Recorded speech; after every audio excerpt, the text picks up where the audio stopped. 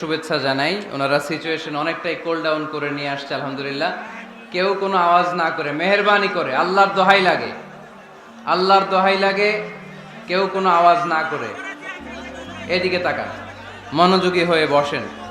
লক্ষ লক্ষ মানুষ হয়ে গেছে, এত বড় মাঠ, তারপরও জায়গা হচ্ছে না। এখানে কমিটি কি করবে? আমাদের প্রত্যেককে উদ্যোগী হয়ে একটা শান্তশিষ্ট পরিবেশ তৈরি করতে হবে। সম্মানিত ভাইয়েরা, আমরা সূরা আলে ইমরান থেকে কথা শুনবো।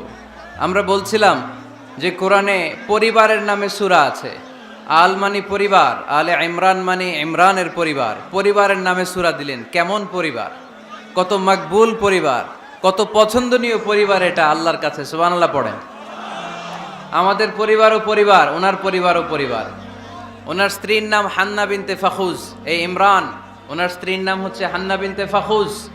উনি হচ্ছেন মারিয়াম আলাইহিস সালামের বাবা, ঈসা আলাইহিস সালামের নানা। আল্লাহর কাছে কতটা প্রিয় ব্যক্তিত্ব, পার্সোনালিটি হলে তার নামে আল্লাহ কোরআনে একটা সূরাই দিয়ে দিয়েছে, সূরাত আলে ইমরান। এভাবে আল্লাহ তাআলা নবীদের নামে সূরা দিয়েছেন, ওলিদের নামে দিয়েছেন। একজন নারীর নামে কোরআনে সূরা আছে। নারীটার নাম কি? জোরে বলেন, কি নাম? কিশোরগঞ্জে মারিয়াম নামের মেয়ে আছে? নামটা কেমন লাগে? মারিয়াম নামটা রাখবেন। কোরআনে একটা নারীর নামে আল্লাহ সূরা ডেডিকেট করেছেন, কিন্তু অনেকগুলো পুরুষের নামে আল্লাহ কোরআনে সূরা ডেডিকেট করেছেন, কিন্তু একজন নারী। ব্যালেন্স হয় নাই। এজন্য ব্যালেন্স করার জন্য আল্লাহ তাআলা সব নারীদেরকে একসাথে করে সূরাতুন নিসা নাজিল করেছেন, যাতে সব নারীরা খুশি হয়। নারীদেরকে কিন্তু খুশি রাখতে হয়, ঠিক কিনা? ঘরে যে আমাদের স্ত্রীরা থাকে, এদেরকে যদি খুশি রাখতে না পারেন, ভেজাল আছে না নাই?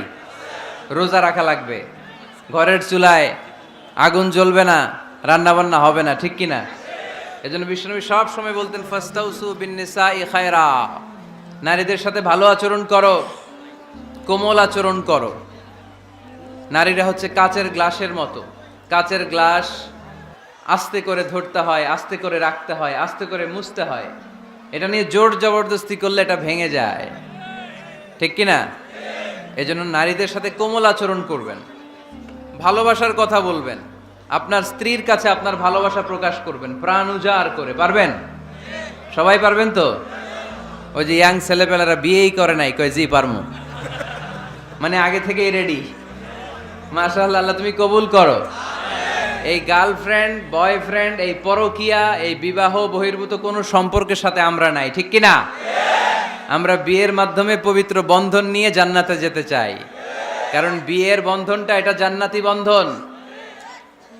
আল্লাহ তাআলা সাইয়েদনা আদম আলাইহিস সালামকে বললেন, তুমি ইয়া আদম উসকুন আনতা ওয়া যাওজুকাল জান্নাত, তুমি আর তোমার বউ মিলে জান্নাতে থাকো। তার মানে তাদের বিয়ে হয়েছিল জান্নাতে, আর বিয়ের সম্পর্কটা জান্নাতি সম্পর্ক। আলহামদুলিল্লাহ পড়েন। বিয়ের পরিস্থিতি, প্রিপারেশন এগুলোরে সহজ করে দিবেন, বিয়েকে কঠিন করবেন না। আল্লাহর দোহাই লাগে, যে সমাজে বিয়ে করা কঠিন ওই সমাজে জিনা করা সহজ, আর যেই সমাজে বিয়ে করা সহজ ওই সমাজে জিনা করা কঠিন, ঠিক কিনা? আপনি বাংলাদেশের উদাহরণে আসেন। বাংলাদেশে বিয়ে করা সহজ না কঠিন? কঠিন। 8 লক্ষ টাকা মোহরানা দেয়া লাগবে, এত টাকা পামু কই? কথা বলেন। কিন্তু পরকিয়া করা সহজ, অবৈধ সম্পর্ক বিল্ড আপ করা, গার্লফ্রেন্ড বয়ফ্রেন্ড সম্পর্ক রাখা, বান্ধবীরে বাদাম খাওয়ালে আপনার সাথে চলে আসবে, ঠিক কিনা?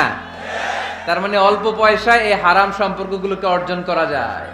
আর বিয়ে করতে চাইলে বাবা বলে আগে নিজের পায়ে দাঁড়া। তো এতদিন কার পায়ে দাঁড়াইছে? কথা কি বুঝতে পারতেছেন? এজন্য কিশোরগঞ্জের ছেলের বাপ, মেয়ের বাপ যারা আসছেন, বিয়েটারে সহজ করে দেন, সহজ করে দেন। এই উঠতি বয়সের যুবক যুবতী, কিশোর কিশোরী, তাদের যৌবনের তাড়নায় যে পাপগুলো করে তার একটা পার্সেন্টেজ গুনাহ আপনার বাবা হিসেবে আপনার আমলনামাতেও আছে না নাই? এজন্য খবরদার, বিয়েটারে সহজ করে দিবেন, পরিবার গঠন করবেন। বিয়ের চাইতে ভালো কাজ পৃথিবীতে হতে পারে না। বিয়ে করলে রিজিক খুলে যায়, কপাল খুলে যায়। ওয়াদাটা কার? চিল্লায় বলেন কার? কাজী নজরুল ইসলাম অল্প বয়সে বিয়ে করেছেন। আমাদের স্বাধীনতার স্থপতি, এদেশের মহান নেতা বঙ্গবন্ধু শেখ মুজিবুর রহমান অল্প বয়সে বিয়ে করেছেন। মহাত্মা গান্ধী অল্প বয়সে, এভাবে সব বড় বড় নেতারা অল্প বয়সে বিয়ে করেছেন। কিন্তু তারা যে সফল হয়েছে, কোনো সমস্যা হয়েছে? কথা কয় না। আমাদের স্বাধীনতার স্থপতি বঙ্গবন্ধু শেখ মুজিবুর রহমান, উনি সফল না ব্যর্থ? চিল্লায় বলেন সফল। তো উনি যে কম বয়সে বিয়ে করে সফল হয়েছে, এই বিয়ে ওনার কোনো বাধা দিছে? কথা বলেন। ঝামেলাটা হইলো ওনারা কম বয়সে বিয়ে করে সফল হয়েছেন, আর আমরা সফল হয়ে তারপরে বিয়ের পিড়িতে বসতে চাই, ঠিক কি না? সফলতার কোনো শর্টকাট নাই। বিয়ে করেন, সফল বানিয়ে দিবে কে? এজন্য বিয়ে করতে রাজি আছেন তো সবাই? সবাই রাজি? যারা একটা করছেন তারাও হাত তুলছেন? আজকে খবর আছে বাড়িতে গেলে। আল্লাহ তুমি কবুল করো। কিশোরগঞ্জের যে যুবক ভাইরা আজকের মাহফিলে এসে মাহফিলটারে সার্থক করলো, তাদেরকে তুমি সাইয়েদনা ওমরে ফারুকের মতো ইমানি তেজ দাও। ইসলামকে বিজয়ী শক্তি হিসেবে দেখার জন্য যত স্যাক্রিফাইস নাজরানা পেশ করা দরকার সব পেশ করার তৌফিক দাও। তো কোরআনে মানুষের নামে সূরা আছে, প্রাণীর নামে আছে। যেমন প্রাণীর নামে আপনারা বলছিলেন সূরা বাকারা। বাকারা মানে কি? গাভী।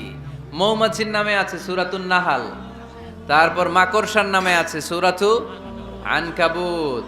পিঁপড়ার নামে আছে সূরাতু আন-নামল। জিন জাতির নামে আছে সূরাতু, মুনাফিকদের নামে আছে সূরাতুল, মুমিনদের নামে আছে সূরাতুল।